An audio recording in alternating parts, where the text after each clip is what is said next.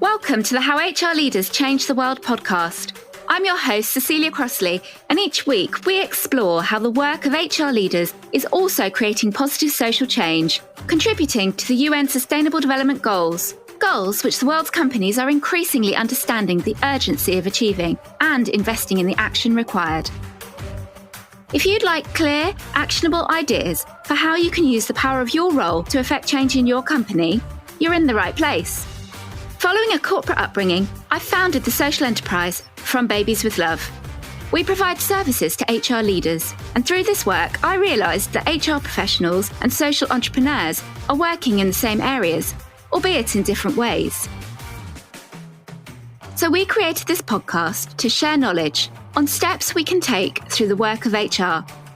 In my opinion, if you're an HR professional, you are also a change maker. And this podcast will provide you with examples of how. By sharing the successes of some of the world's most inspiring HR leaders, you can frame your work in the context of positive change, implement brilliant ideas, and feel absolutely wonderful about doing so.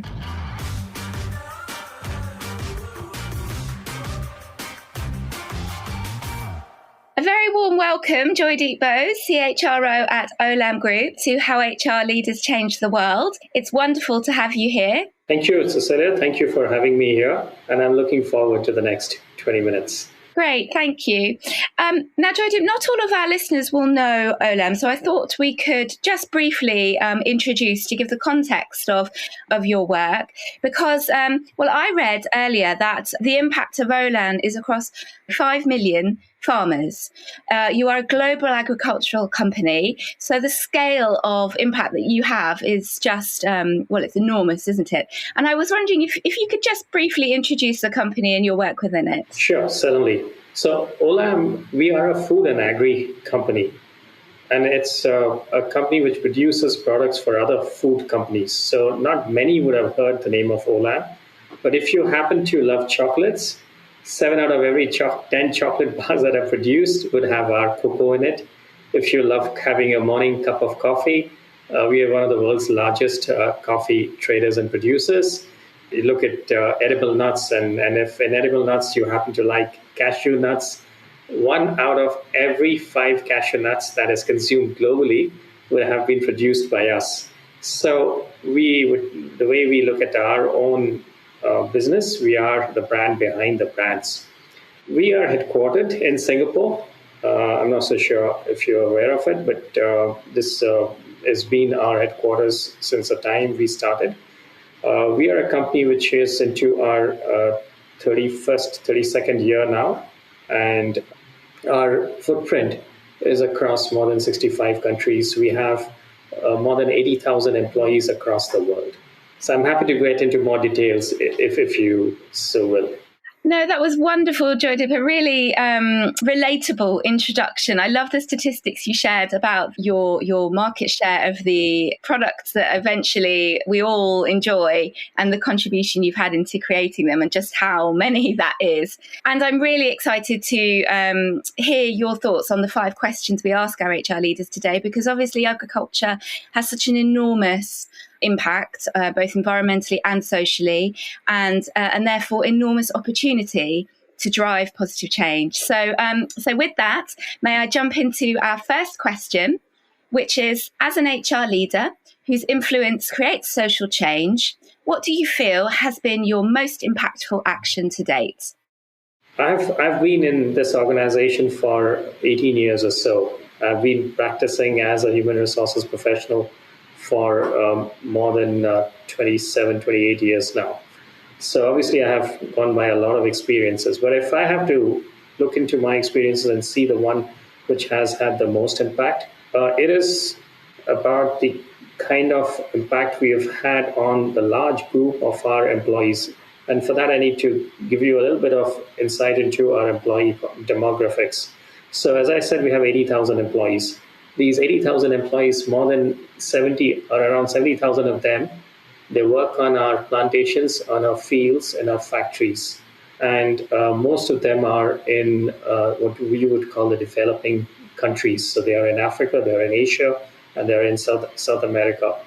We introduced work practices for this set of employees way back in 8-9 years ago, where we said that not only would we were until then following what was the regulations in those countries, but we said we need to have a standard work practice for these employees across all countries, no matter where they were. And we looked at concepts of living wage. We looked at concepts of having the right kind of work environment for them, which prioritizes safety, which prioritizes comfort at work. We looked at how we can help them and their families to lead better lives. And it's a comprehensive policy that we introduced 8 years ago. And today we see the effect of that. And when we look at our workforce and our employees across, and we see that their whole families have been uplifted because of much of the work that we have done. And for most of them, we are probably the only opportunity for them for organized work. In some of those places, there would not be any other opportunity for them to get organized work. So that's a responsibility that we took on us. And from the HR function, we led that across every individual, ensuring that we were following certain basic levels of the way we treat our workers in terms of equal opportunity, in terms of health, in terms of safety, in terms of nutrition, and equal wages, and the most of it. And we do a regular audit every year. And it's not about just compliance, but here we've been lifting our standards each year as we've been progressing. So when I look back and I look at what has touched me the most in terms of satisfaction from my years of experience, this clearly would be on top of everything else. Yeah, that's brilliant to hear. Thank you, Joydeep. And you know, Sustainable Development Goal 1 is no poverty, but actually I think what you've just described probably impacts every single SDG, with the knock-on effects of a member of a household having a living wage, and the impacts for them and their family and their community and so on. What you were saying made me think about perhaps any listeners that also work for global companies and may have communities of their talent that may not be on the living wage relative to wherever they are, and that there must be a significant cost challenge to overcome when you're trying to implement policies that are ensuring more equitable pay or trying to create more equitable pay.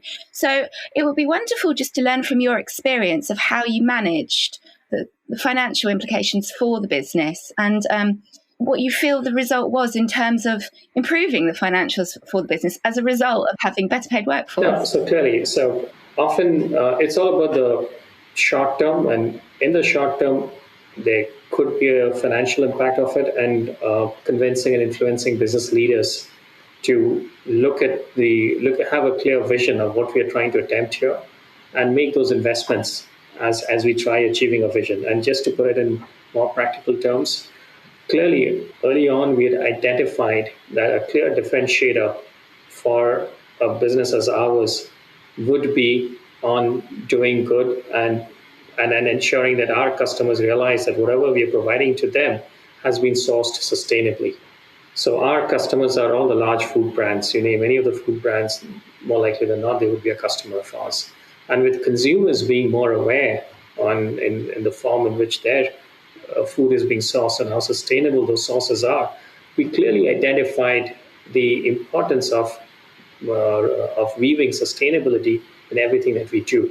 And it was not just because that was the right thing to do, but it was even more than that. That is what we felt would help us to perform and win in the marketplace. So this was happening at one time. And what we did was we just pitched in the sustainability drivers for the workforce into the overall sustainability plan. And we said that a key stakeholder for us, one of the multiple stakeholders that we need to prioritize, is our workforce. And it's a large workforce. And if we can improve their well-being, we would be performing against the sustainability goals in a significant way. So one, in the marketplace, we were able to get the attention of our customers, that we were one of their more preferred suppliers because the way we were doing our business. Secondly, we even in our sustainability side, we embedded this into the sustainability drivers. And on the third side, we clearly saw improved production. We saw improved productivity coming from our workforce. And we measured it in terms of number of work days that we were losing earlier because of work stoppages or otherwise. And post some of these measures that we introduced, those numbers have significantly come down. So the productivity had also gone up. So all of these measures today has led the company and the leaders to believe that this is the right direction to move ahead on, and this is what we should be doing.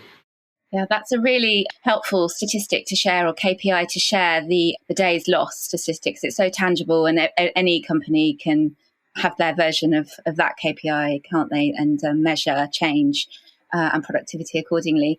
And I feel hopeful. I like to think that anybody who's embarking on a piece of work such as this now, I feel hopeful that it will be easier to do today than it would have been 20 years ago for companies such as yours already embarking on the change. So, it's great to hear the results that you've had and the success in the marketplace, and the voice of the customer being part of driving it, and therefore it being an obvious business imperative. And talking about the broader market, and I'm really fascinated to hear from you to discuss what excites you in the agriculture industry at the moment, and the agricultural sector, about what excites you most about what could happen next to make a positive change in the world. What would your dream be? What would you like to do at Olam, and what would you like to see all your competitors really? Sure. And that's a question I'm quite prepared for, because a number of our new ventures that we're incubating is in that direction. So as you pointed out a little while earlier, Cecilia, that the role of the smallholder growers, the small farmers, in ensuring that we are getting our supply of food and grains is immense. 70% of the world production is done by smallholder farmers and growers. And when you look at the value of what they produce, their share of that value is absolutely minimal. So they are not able to get their legitimate share of what they produce. So in many ways, we are now trying to use technology to ensure that they get the smallholder grower gets a larger share of the value that they create. And when I say the value, it means from the time that they produce, their costs of production and the price at which they sell, and ultimately the price that we purchase our finished food products, that entire gap, how much is a share of that share do they get? So today it's a very minimal share. So what we are looking at is, when I mentioned technology, right now as we speak, we have a project going on in Indonesia, in Sulawesi district of Indonesia, where we've got corn producers or corn farmers, them using a digital platform that we have on their smartphones. They can use that platform to sell directly to us their corn produce, which is at a higher price than what they were accustomed to selling. And the platform is not just an opportunity for them to sell. Through this platform also, they are educated and they are informed about better choices that they can make when they are growing their crops, in terms of weather patterns, in terms of inputs that they require. So there's a lot of inputs that is given to them on this platform. And then they've also given credit on the platform. So this platform, in many ways, has helped to remove the intermediaries and directly connect the farmer to the person who's either selling them the input or the business which is buying it from them, and through which they're able to improve their yields. They're able to get a better price on the produce. They're able to get better information. So there's no information arbitrage for the growers, and therefore get better inputs and better seeds and all of it. So this has started off just a couple of years ago. Our intent is to keep widening the footprint of this platform beyond Indonesia, take it to other countries where there are a large number of smallholder growers. So the next country that we intend to take it to is in India. Then we intend to take it to Ivory Coast in Africa, and then increase its footprint across. So one part of it is around technology and the use of technology to help smallholder growers to improve on their yields. The other area which is very exciting is where, again, using technology to help even medium-sized farmers who have medium-sized lands to help them improve on their production and yield. We are doing this, for instance, in Ivory Coast. This is for cotton farmers there. We've been able to, over the last 8 years, we've been able to help them to improve their yields nearly 3 times.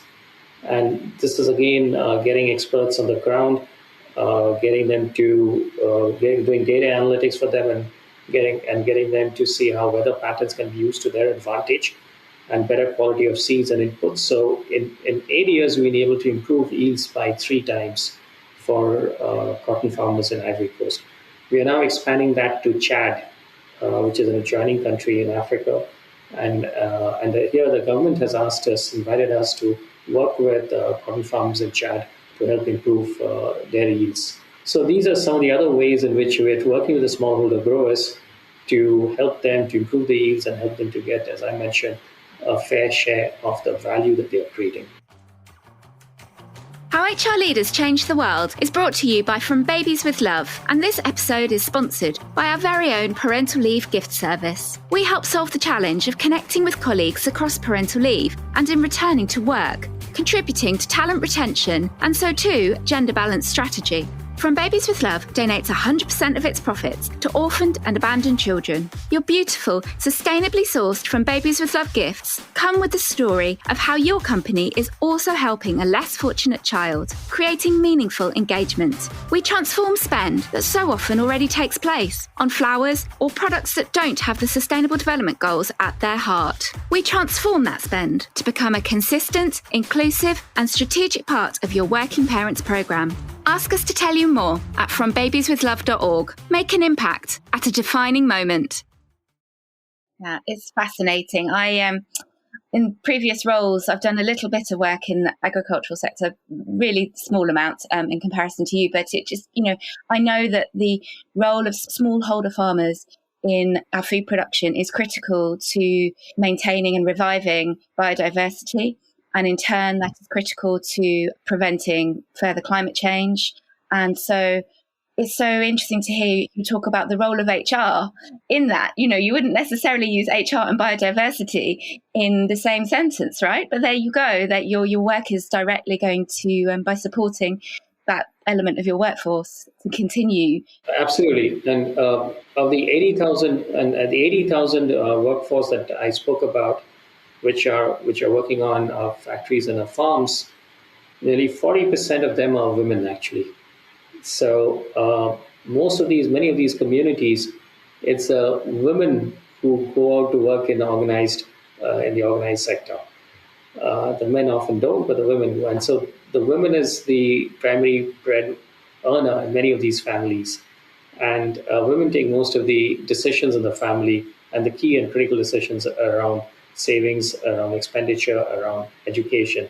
So by helping women to our workforce, which is primarily women, to learn more about how they can help in improving their well-being, they are in fact not just helping themselves, but they're helping entire communities to uplift themselves. Yes, and I want to just quickly skip question 3, which we'll come back to because it leads us straight into question 4, what you were saying, which is about equity and inclusion. And you mentioned gender there and the gender split in the farmers part of your workforce. And so I was wondering, do you have any other examples that you would like to share about how your work is creating a more equitable and inclusive world in a way that is delivering, your commercial goals? It's interesting to hear you mention women there, so I'm sure there's so much more to say. Yeah. So there's a dichotomy there. At the bottom end of the pyramid, we have a large workforce and we have a reasonably equitable diversity in terms of gender there, because at those levels we hire from the communities, and the communities there, it's, as I mentioned, it's the women who come forward to work mostly, and therefore there are more and more women who work with us.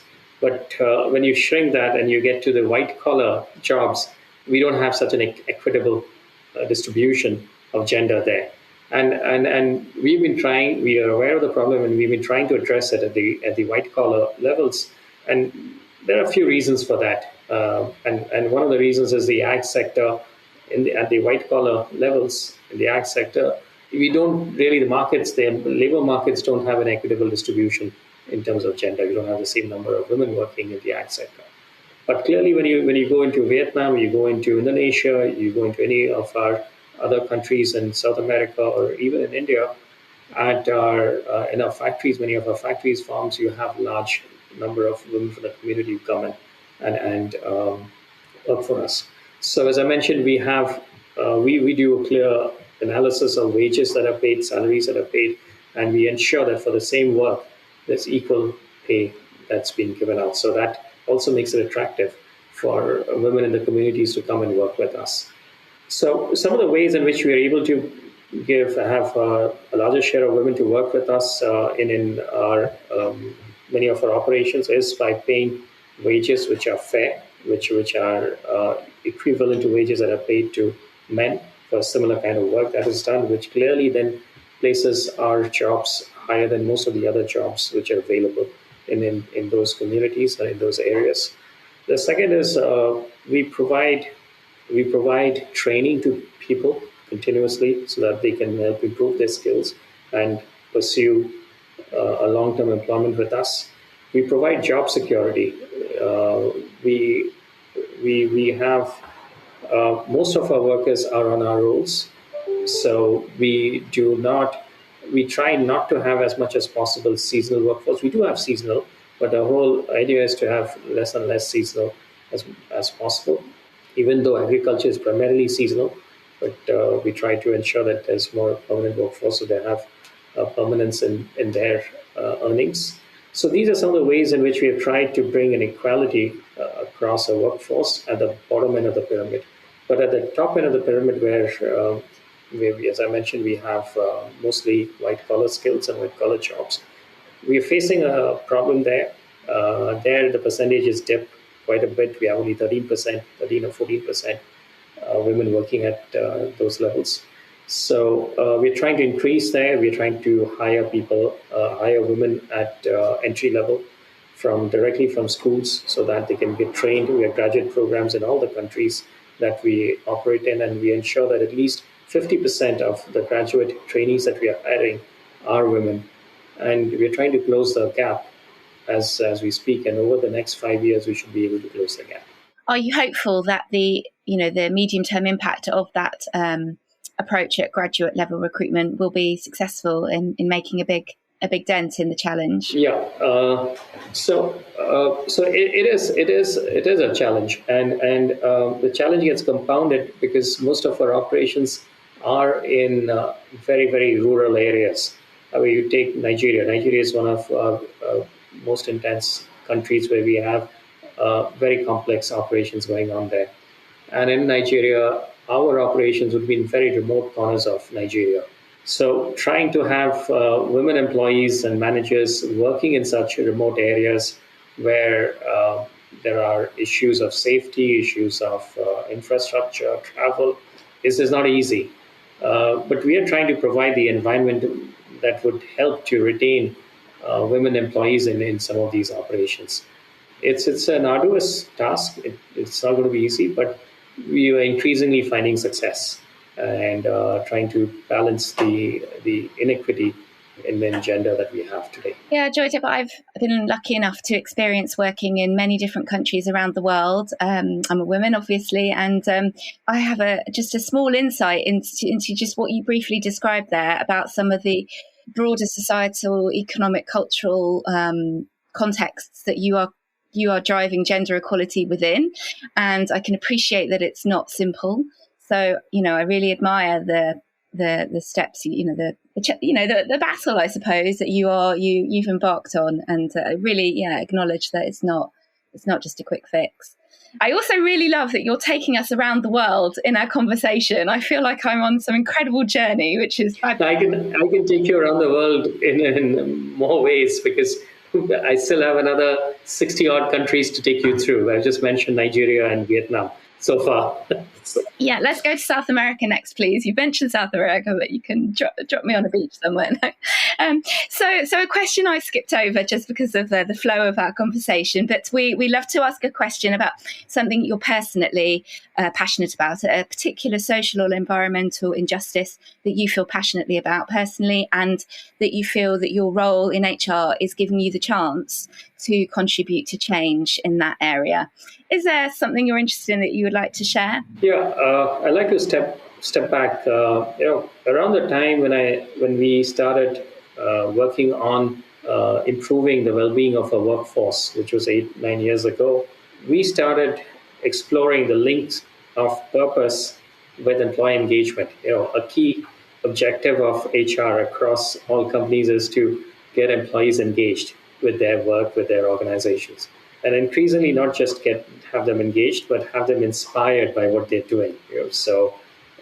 Which is not easy, and it's not just about here. When you want people inspired, it's not just about paying them the right wages or ensuring they have the right kind of environment. It is ensuring that they're working with the right kind of people that they themselves respect, and also that there is an alignment of what the organization is trying to achieve and their own purpose in life. And that's when I got interested in purpose, and I got my team to work on purpose as an organization. We did a reasonable amount of work on the linkage of purpose with engagement. And we found that to be purposive, it doesn't necessarily mean that every individual would have a very well-articulated statement around their individual purpose, and which they can just talk about or relate to at the drop of a hat. It's more about how much of thought have they given towards areas which are around purpose, which is over and beyond themselves and their immediate impact of what they're doing. It's a little long term, it's a little out in the future, and how much of thought have they given? So we call that an orientation to purpose. How oriented are individuals towards purpose? Are they thinking more about it? Are they thinking of something which goes beyond themselves or their own families? So what is it? And can we get them to think and be more oriented towards purpose? And we found that, and we measured this, and we found that people who have a higher orientation towards purpose, or more thinking more about purpose, introspecting more about it, overall in life, they have a high level of satisfaction. They're more happy in life. And that also reflects on their work also. At work, they're more engaged also. And we quickly found the importance of purpose at work, therefore. And here our goal was not to get every person to, as I mentioned, to have a well-articulated purpose which looks catchy and brilliant. We just said to think about something which is, why are you here? Why are you at work? What is it that gets you inspired and that you think you can leave a legacy or have an impact beyond yourself? And we did a fair amount of work. So when I looked at HR as a function, we are working towards a number of areas. But what is it that helps us to leave a legacy behind? Immediately we caught on that we have 80,000 employees. We were focusing willy-nilly most of our energies around a few who were in the white-collar jobs, who were in salaried jobs. We were actually not focusing, that was 10 years ago, not focusing as much on the bulk majority where they needed the most attention. They are people who were just about literate, perhaps, who were just above at the fair wages level. And what can we do to help them to improve their well-being? And in what ways can we do so? And that's when, as I mentioned earlier, that's when we got together and we said that maybe we're going beyond what we have to do here, but let's do it because we get a huge amount of satisfaction from doing so. And we see the clear impact of it, not just on the organization, but also the communities, because they are from the communities. The impact that they have on the communities is very perceptible. So I'm not so sure if I've answered your question around to what extent it has given us a sense, has aligned to our purpose. But I think in many ways, in our alignment, our purpose, we looked at it from how are we impacting this large group of people who are truly at the bottom of the pyramid in their respective countries. And these countries are, again, the ones which are developing, where the average levels of income are very low. And by continuing to do what we are doing, we are leaving a lasting impact. And that impact is not for this generation, but also for the next generations of these families. So a bit of a winding, convoluted response, but I was I was thinking about it also, and clearly I would consider that as the one measure of how we have worked towards the direction of what we would think would be our purpose in HR. Yeah, no, it's obviously a huge area with huge impacts. And when you mentioned just then about, the work you did in creating the engagement you've achieved with your employees through their orientation to purpose, what were one of the two of the actual things you did? Like, what was that work? What did it actually look like? Just for anybody who's like, yeah, I want to do that too. What is it they need to do exactly? Sure. So first, we communicated this framework around being inspired. What does it take to be inspired, and what does being inspired mean? So inspired is when you are working in a certain zone, as we say. So you're inspired, and what does it take to be inspired? And we said that amongst many things, the two key factors that lead to being inspired are, one is, are you working with inspirational leaders? Are there inspirational leaders in the organization who therefore can inspire the teams that we look up to? And second is very important, which is purpose. Is an alignment of purpose between what, as an organization, we are trying to achieve, and do people believe in that purpose, and to what extent are people aligned to that purpose? So for us as an organization, a purpose is very clearly established, which is the whole of reinventing agriculture. Agriculture, there's 30 to 40% of what is produced gets wasted in agriculture. Agriculture also impacts the environment in many ways, in very significant ways.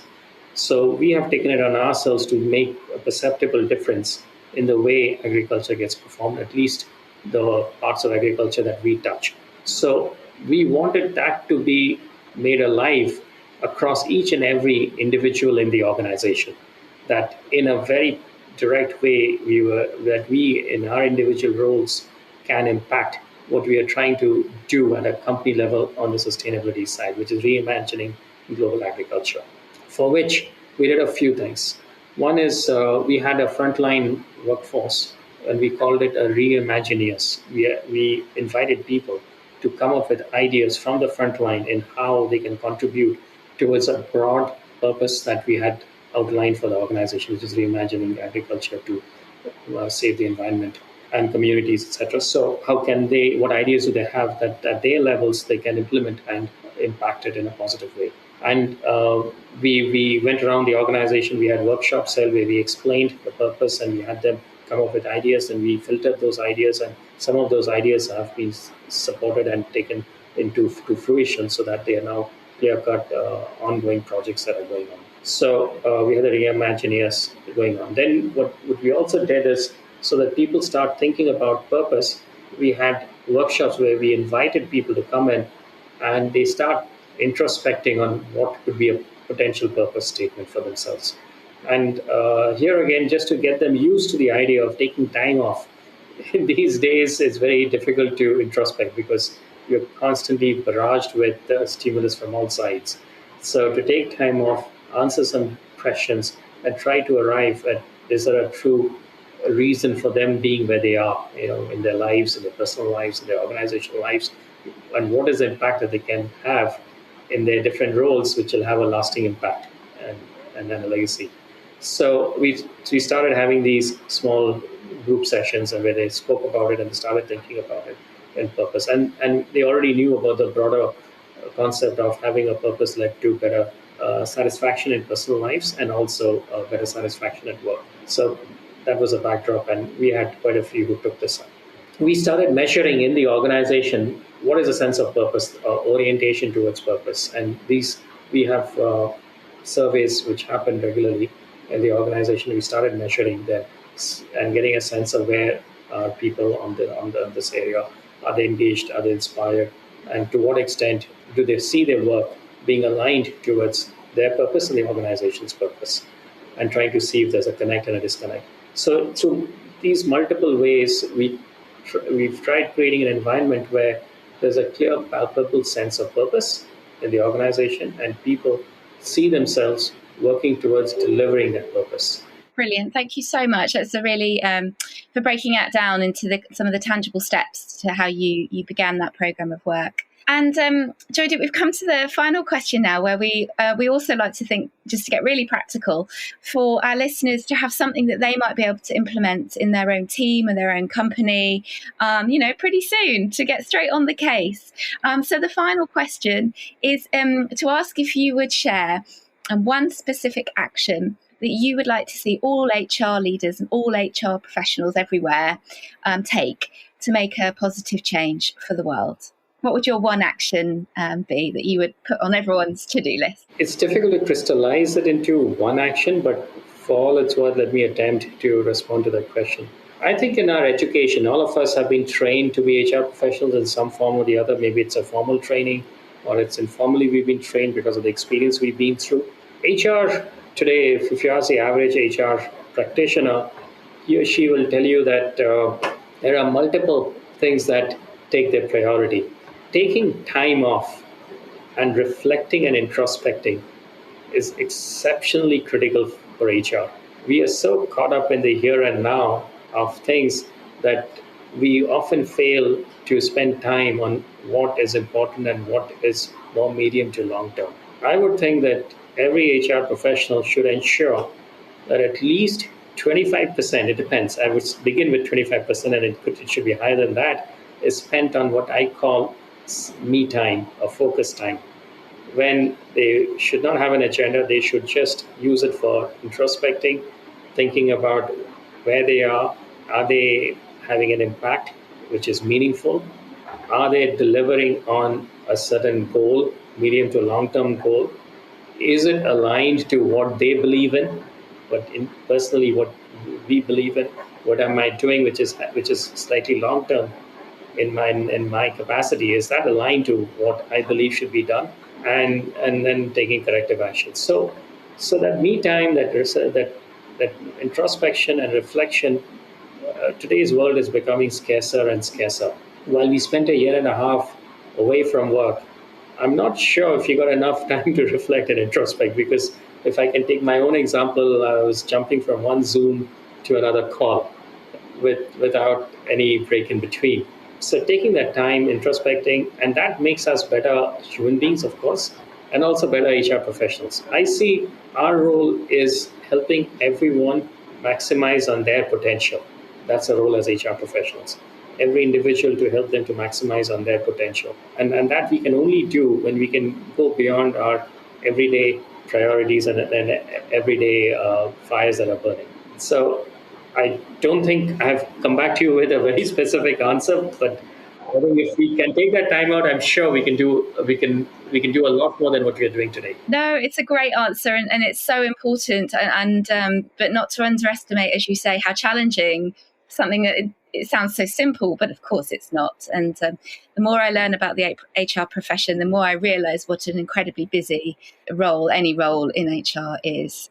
But thank you so much for encouraging everybody to try and somehow create a habit or a discipline to create that longer term thinking and introspective time. Joydeep, thank you so much. It's been such a pleasure having you here on How HR Leaders Change the World.